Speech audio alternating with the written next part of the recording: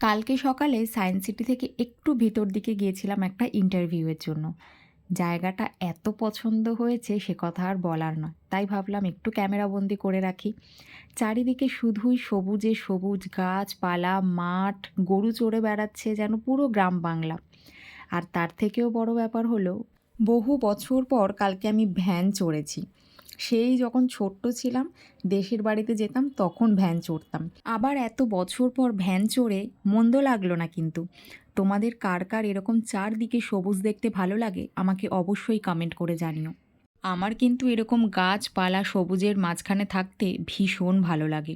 আমাদের এদিকে তো সব গাছপালা কেটেই দিয়েছে প্রায় বলতে গেলে। এখানে পৌঁছে মনে হচ্ছিল একটু প্রাণ ভরে নিঃশ্বাস নিই। কতটা ভিতর দিকে, কোনো গাড়ি ঘোড়ার আওয়াজ নেই, হই হুল্লোড় নেই।